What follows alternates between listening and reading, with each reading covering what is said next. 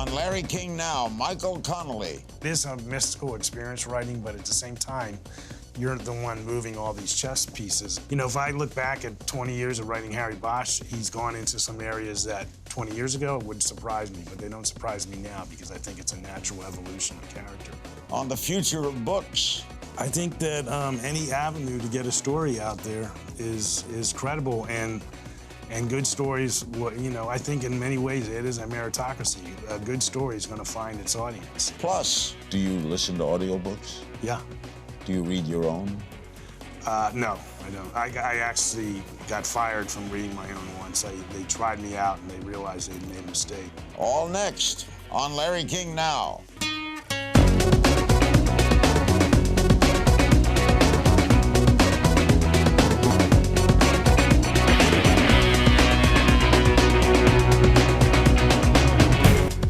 Welcome to Larry King Now. I'm sure looking forward to today. Novelist and former Los Angeles Times crime reporter Michael Connelly. He penned the pages behind memorable adaptations like Lincoln Lawyer with Matthew McConaughey and Bloodwork with Clint Eastwood, an underrated movie. He's executive producing Bosch, an Amazon original series that marks the first TV portrayal of L.A. homicide detective Harry Bosch, who Michael has chronicled in writing for over 20 years. He sold 60 million copies in 40 languages. His newest addition to the Harry Bosch series is titled The Crossing. It's on bookshelves now. It's great to have you here, Michael. I've read, I guess, of your 27 books, I've read 25. Wow. Well, thanks for all the support over the years. I really appreciate it. How did you come up with Harry Bosch? Well, as you mentioned, I was a reporter at the LA Times, and I covered the cop beat, and that put me in contact with lots of different detectives every day. And he kind of is an amalgamation of a lot of aspects of real detectives, and then you throw in the literary inspirations and movie inspirations and so forth. So he's kind of a mixed bag of everything. What led you to write fiction? I wanted to do that first. I was interested. I was a witness to a crime when I was a kid. I spent time with detectives, and that started this interest in me, and I was reading about detectives, first in newspapers and true crime books, then novels, and so I wanted to try to do it. So I went into journalism as a hopeful means to that end. So I would, you know, get close to crime scenes and courtrooms and things like that. So your goal was always fiction? It sounds like you know, this master plan. It really wasn't. You know, being a newspaper, being a journalist is a good job, an interesting job. So it was kind of like hopeful goal. Did you ever write both at the same time? Yeah, I had an overlap of my first 3 novels I wrote when I was still working at the LA Times. And when you covered crime at the LA Times, how did that work? In other words, there'd be a murder case and you'd go out to write about it? Or did you hang around the police station and write stories depending on what happened that day? Well, you did a little bit of both, but, you know, it's a huge city. So for the most part, you had your ear glued to the police radio when you would listen for stuff. You developed sources. And then there was always a process of, like, is this a big story, a small story? And editors would get involved in whether to send you out and, you know, and commit you time-wise to doing a lengthy piece on something. Do you miss journalism? There are aspects of it I miss, but not really the journalism. It's more like the people in a newsroom. I pretty much write by myself in a room, and that's quite different from a massive newsroom. They're not that massive anymore, but in my day, you know, it was like 100 people, 100 desks, and we're all having fun and feeling like we know what's going on in the city ahead of everybody else. So there's a headiness to it that I miss. But I think there's some journalism in my books. I try to be accurate about the world of this detective. I try to be accurate about the politics of Los Angeles and the place in general. And so I feed that, whatever that journalism thing is, I still feed that in my books, even though they're classified as fiction. What do you make of what's happening to newspapers? It's the way it goes, you know? I mean, I could say it's a shame. I think, you know, I haven't been in a newspaper as a reporter in 20 years, and it was quite a different world. It's decentralized. There's less resources. I think there's less checks and balances, and so you know. But you know, I hesitate to be one of these guys. Oh, it was way better back then. I mean, the world changes. We're all have to technologically adapt, and that's what's going on right now. And now you're turning to television. Yeah, technologically adapting. I'm turning to streaming, the internet, like you. You know, I have mounted the show of Harry Bosch, and a long time coming. I've been writing about him over 20 years, and now you can see him on TV. Who's playing Bosch? An actor named Titus Welliver, who does a longtime character actor. This is really kind of his first lead, and he's just seized the moment. He's fantastic as Harry Bosch. You're the exec producer? Yeah, I am, yeah. Do you write them? I'm involved in almost every script in some capacity, and some I specifically write, some I just consult on, some I will polish, some I'll write a couple scenes for, but I'm there almost every day. Yeah. Bosch is how old as we visualize him? In the books, he was born in 1950, so he's 65 this year. In the TV show, we went back 15 years, and Titus is 50, and that's how we're playing him. Any based on books? Yeah, they're all based on books so far. You mean like Echo Park will be screened? Yeah, the first season we drew on 3 books. You mentioned Echo Park, that was one of them. The Concrete Blonde was one of them. This season we are drawing mostly on a book called Trunk Music that was half set in Las Vegas, half in LA, and a book called The Drop. So we're drawing, it's an interesting process of retelling these stories, but we draw what we need to reveal this character of Harry Bosch. As being a big fan, and you know I'm an enormous fan of Michael Connelly. Thank you. Do you know where you're going when you start? Yeah, but that's about it. I mean, I don't outline my books, but I call it the light at the end of the tunnel. I know where they're going to end up. So I have A and Z, what starts us on this path, and I know where the path ends. And all those letters in between, I kind of improvise and come with as I go. Have you had characters surprise you? I hear authors say that, and that really hasn't happened to me, because to me, it's, it is a mystical experience writing, but at the same time, you're the one moving all these chess pieces. You know, if I look back at 20 years of writing Harry Bosch, he's gone into some areas that 20 years ago would surprise me, but they don't surprise me now because I think it's a natural evolution of character. You say he's a compilation of many detectives. Have you known anyone really like him? You know what, I think Harry would probably have a hard time surviving in the police department, all the things he's done. But also, I had no idea I would have this kind of success, that I'd be able to write about him 20 times. And so, like, he kind of doubles down on the going off the reservation and the difficulties with authority within the department and so forth. So, yeah, I would probably be the first to say this is a very realistic series that is unrealistic. How much of it, Harry, is Michael? Depends on which book you're reading, but in more recent books, we're very much the same because we share a lot. Initially, when I wrote about him, it was an exercise. Didn't even know if the book would get published, so I wrote about someone completely different because it seemed like more interesting. Then I got lucky and I got books published, and so little by little, we've gotten to be similar. We have the same worldview of, I think, the same hopefulness about Los Angeles, and then the big thing is we both have daughters that are the same age. Up next, Michael will talk about the state of books today, and we'll talk about the new book and a little departure for Harry Bosch in The Crossing. We'll be right back. We're back with Michael Connelly. Tell me about The Crossing. Well, it's a new direction for Harry Bosch. I've probably in the course of the 20 or so books about him, he's had a few, right or left turns and goes in new directions.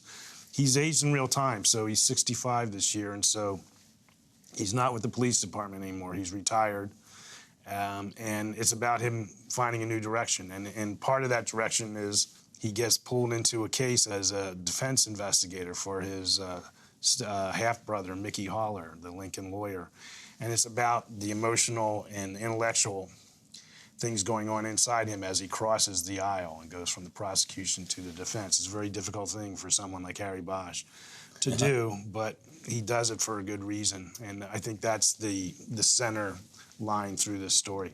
When you keep a character going, does one have to have read the previous books? I'm not a purist. There's lots of purists out there and say, hey, if you want to read Michael Connelly, start at the beginning. But we all get better at what we do the more we do it. So I never say, hey, go back to my first book. So I write each book as if hopefully it's going to draw some new people, and they might be intrigued to go back if they want, but I want each book to kind of stand by itself. Is Mickey another favorite of your characters? Yeah, I think, when I keep coming back to these characters, they must be favorites. I wrote the Lincoln lawyer as a standalone. I thought it would be a one-time outing that would give me a little break from Harry Bosch, but I ended up liking that character, and it's just an instinctive thing. You know, things are not finished. You want to come back and explore it again. Did you know anyone who was a lawyer in his car?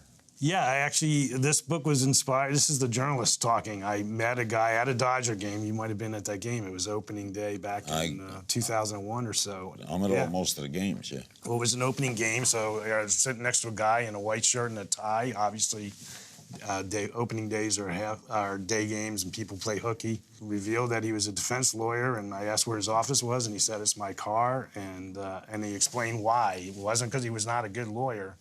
It was because he was a good lawyer, and this is the best way to do this in L.A. County, where we have 40 courthouses, and mobility is key. And it was like catching a home run ball. It was like right there in my hands, the idea for a good story. Andy Weir self-published The Martian. Now it's one of the biggest movies. What do you make of that, self-publishing?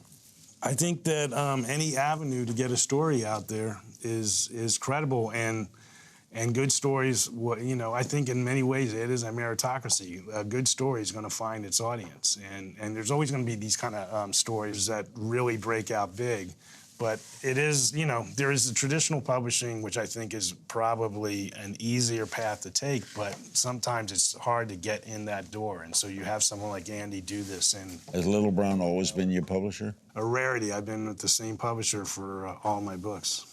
You earn more revenue off ebooks than physical ones? I know I sell more ebooks than physical books, so therefore Do you read ebooks? I've read a few. What I have is all my books on an e-reader, and it's easier to go back and find something out because of key searching and so forth. It's easier than looking through. But I'm still, I guess, old school, and I prefer reading a print book. Do you listen to audiobooks? Yeah. Do you read your own? No, I don't. I actually got fired from reading my own once. They tried me out, and they realized they'd made a mistake. Who do you use, actors? Yeah, now Titus Welver, who plays Bosch on the TV show, he reads The Crossing, and he read last year's book as well. How long does it take to write a book? It takes me on average about 10 or 11 months. The great sports writer Red Smith said, writing is easy. You put the paper in the typewriter and you bleed. Yeah. Is writing hard? I'll tell you what, it doesn't get easier. And like some parts get easier, but then other things get harder. The pressure. I've had probably more success than I deserve, but it's something I cherish, and it also kind of creates a bar that keeps rising. And so I really feel that each book out, it gets a little bit harder because I demand a little bit more of myself each time out. So I wouldn't trade it for anything, but at the same time, I'm up in the middle of the nights a lot writing. Do you need a good editor? Yeah. That's part of the learning process. That I think my first couple of books I just wrote and rewrote and babied, and I wasn't trusting yet that they can improve in the editing process. And now, of course, I think I'm 28 for 28. All my books have improved in the editing process. Do you ever take a real case that happened and sort of twirl it around to fiction? Like would you like to have covered O.J. Simpson? I take real cases, but not real famous ones that people would recognize. But I have a cadre of real homicide detectives that help me, and they suggest, and they're good storytellers, and I often take their stuff. And I retired like a month or so before O.J. Simpson, and I didn't really regret it. Would you like to have covered it? I think not. I think it was a real turning point in journalism, especially print journalism, in kind of moving in packs and so forth. So I don't really think it would have been all that much fun. The idea of a book, we'll talk about that, ideas. His latest book, The Crossing.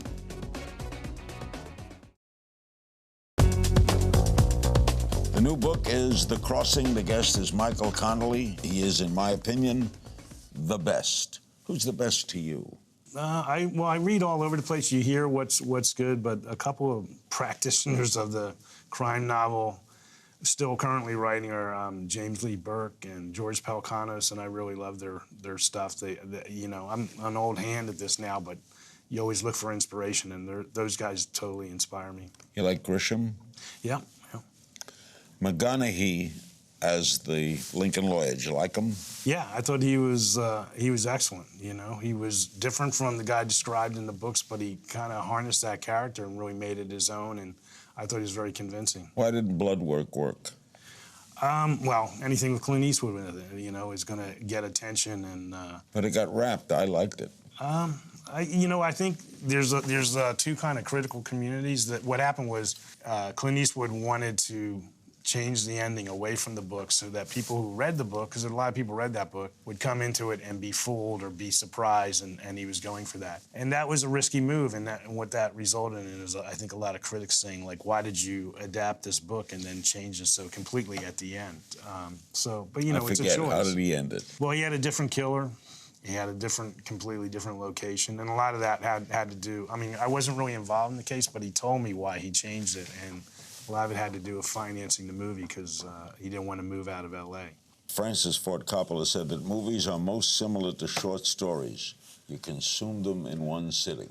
I guess so. I think movies can be far more complicated than a short story, though. Erskine Caldwell told me once, never look at a film and then compare it to the book because it's apples and oranges. Yeah. You can't think thoughts. Right. Harry Bosch could think something. Right. How do you put that on the screen? Yeah, no, that's the biggest challenge we face in bringing Harry Bosch to TV. He's a very internal character in the book, so how do you get that on the screen? How is the TV version going for you? It's pretty much everything I could have hoped for.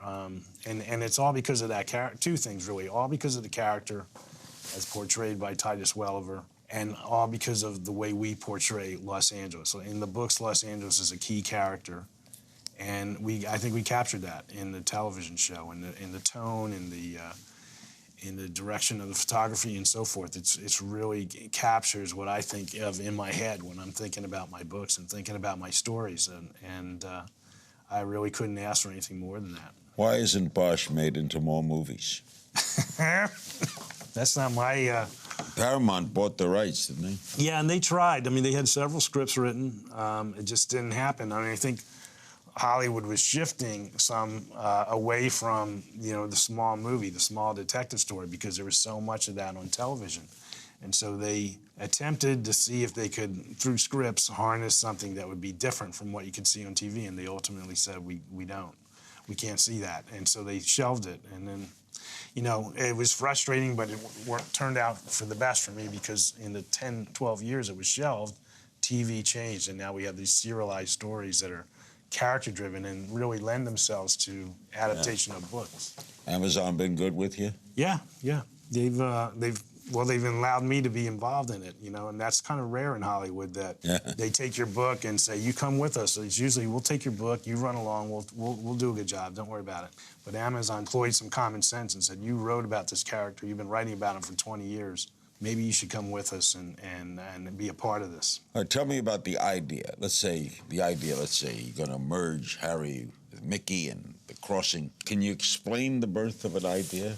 It's really kind of strange how it comes together. You go in all directions, or you always leave yourself open to be inspired. So I write about detectives and lawyers. I spend a lot of time with the real people, and they tell stories, and some of them go right by me. Some of them I think, oh, that's an anecdote. Some of them I go, wait a minute. I might be able to go to distance with this. I might be able to write 400 pages about this idea and explore it. And it's usually not a plot thing. It's usually like an idea. Like the Lincoln Lawyer started when a real lawyer told me that there's no client as scary as an innocent person, which kind of flipped things over in my mind, because I would think all defense lawyers want to have innocent clients. But this guy was saying, you don't really, because if you mess up and they go down, they go to jail, that's a tremendous guilt to carry. And when he explained that to me, I wrote some notes down on a cocktail napkin because we were in a bar.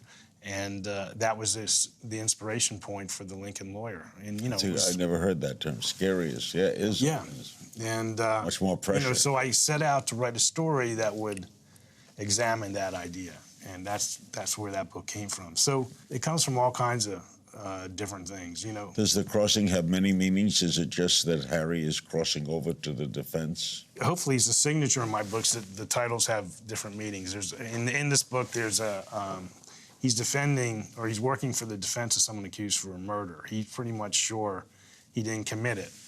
So he wants to find the real murderer, and he's trying to find the crossing point where this killer, this predator, first saw his prey, where they cross paths. So that's one of the meanings. But there's a bridge on the cover. Yeah, that's a kind of an obscure reference. The book is dedicated to the first murder victim recorded in Los Angeles back in 1889, and that happens to come up in the book. And that person was found murdered on a railroad bridge, and it was never solved. And so Harry is a guy who, as you know, kind of carries these unsolved cases because he's the victim of one. His mother was murdered, and it wasn't solved for many decades. And so he keeps kind of all this history, and there's a reference to it, and it's kind of cool that it ended up on the cover. Do we have a bridge in L.A.? Yeah, we have 7 bridges across the so-called L.A. River in downtown. That's one of them. There's no bridge. There's no, like, the Williamsburg Bridge. Right, you know, not a classic signature bridge. Not like that bridge near Tampa. Right. Oh, my, what is that? The The Skyway Bridge. Next, Michael plays a game of If You Only Knew. You'll want to stick around for this. Michael's new book is The Crossing, and of course, Bosch is on Amazon. We'll be right back. We're back with Michael Connelly. The new book is The Crossing, and the series Bosch is on Amazon Original Series, now in its 2nd season. Bill Clinton reads your books. Have you met him? Yeah, I met him a few times. That was exciting. One time I got a call from, I forget what it was called, but something in the White House, and he said he was flying to L.A., and would you like to meet him? And I said, of course. He said, the catch is he's not landing till 3 a.m. Are you okay to stay up for that? And I said, of course. So I got to say, welcome to L.A., Mr. President, once. You love being appreciated, don't you? I mean, what do you write for but to be read?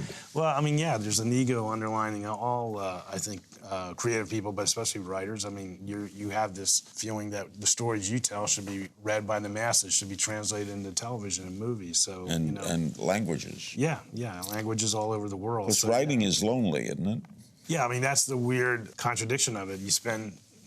I spend 10, 11 months a year kind of in a room by myself writing these stories, and then a book comes out and you're suddenly a public figure, and it's a big change. Does your wife read the book before it's out? Yeah, there's a few people who read my books beforehand, and she's one of the first ones. Do you listen to criticism?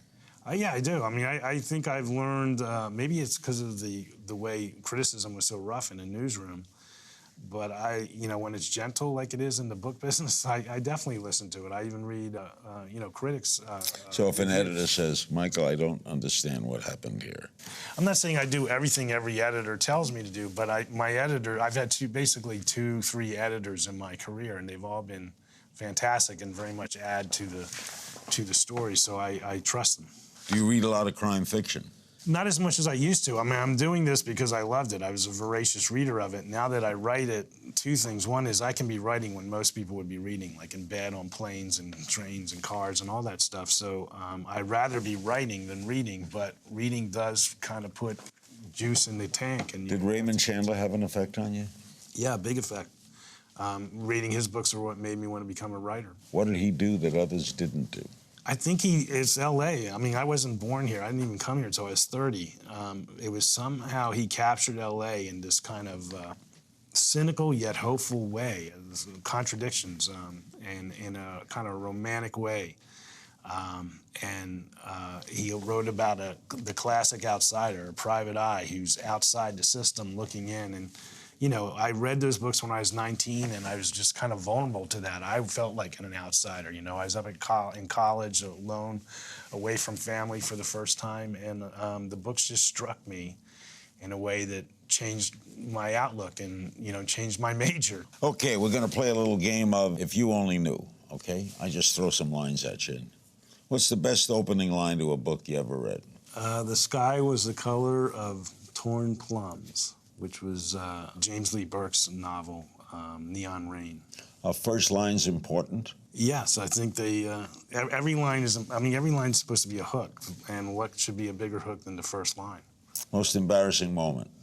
I don't know. I've gotten some bad reviews that, make the back of my neck get really hot.